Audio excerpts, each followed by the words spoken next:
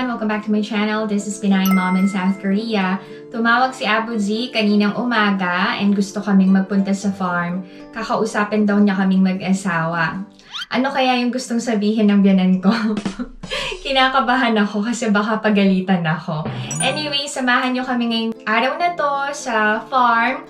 Ipakita ko sa inyo kung ano yung update sa apple fruits and ano-ano pa yung pwede naming ma-pick or ma-harvest ngayon sa farm ng mga biyanan ko. Samahan nyo kami ha! Let's go!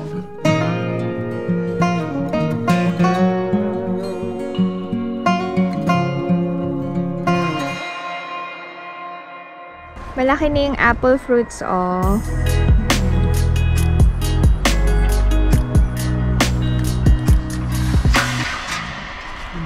Ito yung mga hindi pa na-cut before. Lumaki na. Kailangan i-cut yung mga maliliit. There. Si Ina tutulong this time. Ang gulo ng buhok. Okay. Oh, yung mga maliliit din, tinatanggal na. Yan. O, mga isa-isa na lang yung naiiwan.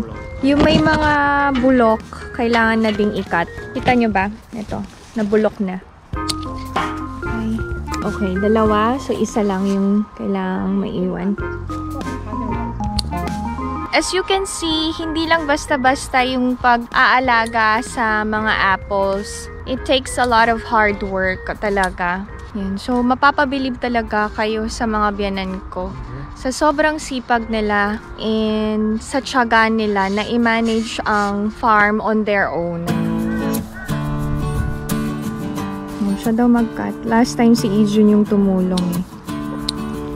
Okay. Wow! Medyo malaki na tong apple fruits, oh. Dalawa.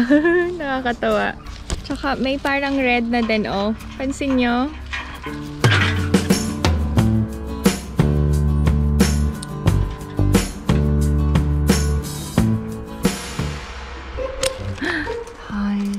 Hello! Okay, done. Bababa na ako.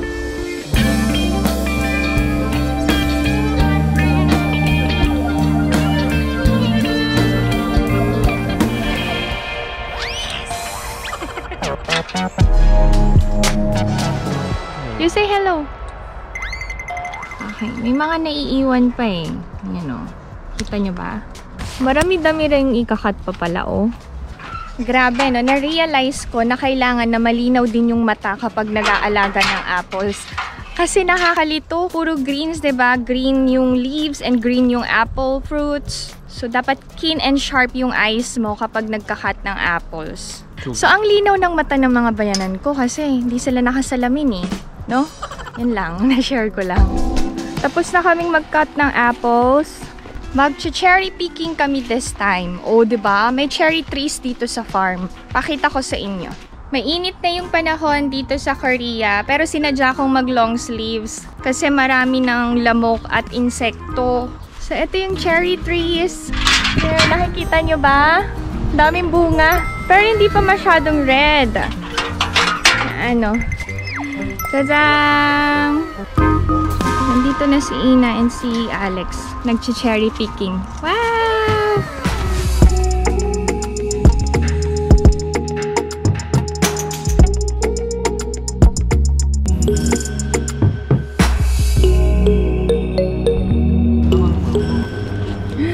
Wow! Masarap na to kahit ganito yung color ng cherries. Daming bunga. Oh! Look! Oh, dami na oh! Nakakatuwa. Tadang!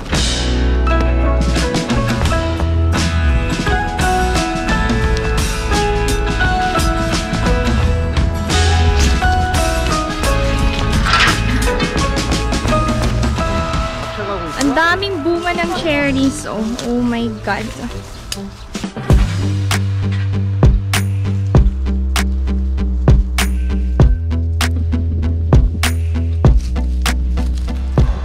We are so blessed talaga na merong farm ang mga biyanan ko.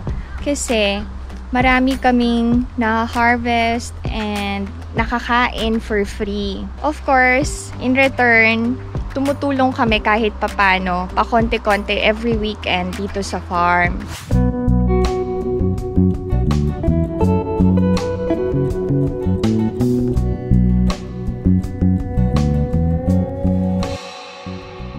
Last time, pinakita ko sa inyo nung nagtanim kami ng corns. Ito na ang mga mais ngayon. O, diba? Medyo malalaki na.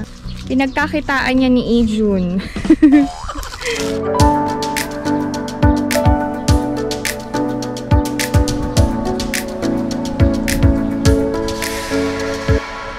May bunga na din ang pear trees. Yan.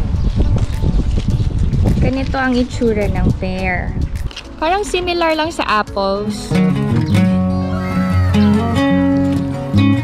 And this one is walnut. Walnut tree. Update ko ulit kayo sa tinanim namin nung autumn na garlic. So, ayan na yung garlic. There. Tapos, ito yung tinanim namin na kamote. Ang bilis, diba? Nagsisilakihan na. Eto, beans. Hindi kami kasama nagtanim yan. Yung mga biyanan ko na lang. Let's go. Mainit na and magla-lunch na kami. Mamaya ko itutuloy yung farm tour. Diyan lang kayo, ha? Kain na kami ng lunch. Let's go!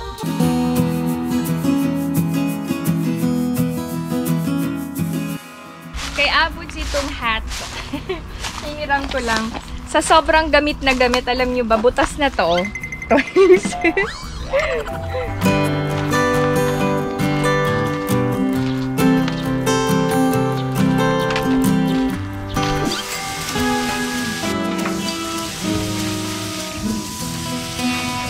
Galing to sa greenhouse. Ang laki, no? Kain tayo!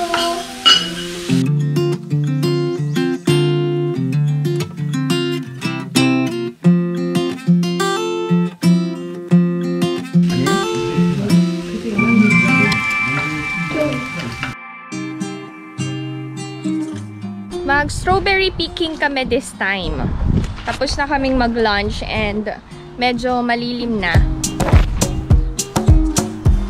Ito yung house for sesame seeds. Mag-grow yan soon. Another greenhouse para sa sesame plants. Wala na masyadong strawberries.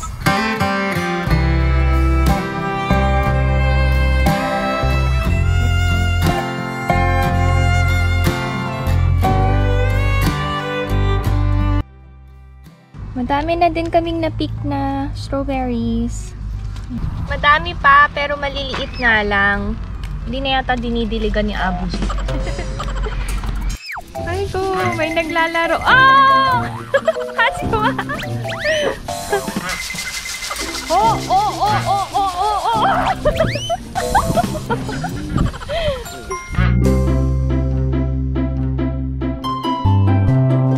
Okay. Bye-bye! Okay, ito lang yung uwi namin. Malamang may itatanim pa dito si Abuj. Nilinis niya na eh. Okay na to.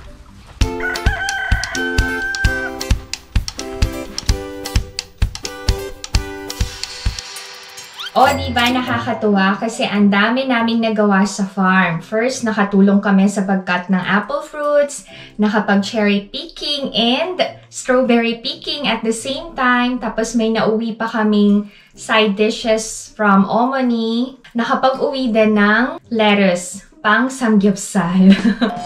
Thank you so much sa napakasipag kong mga biyanan. Anyway, hindi ko na na-vlog yung pag-uusap-usap namin kanina ng family ko. Pero mag-share ako sa inyo kung ano yung sinabi ni Abuj. Next year, magsi-17 na si Abuj.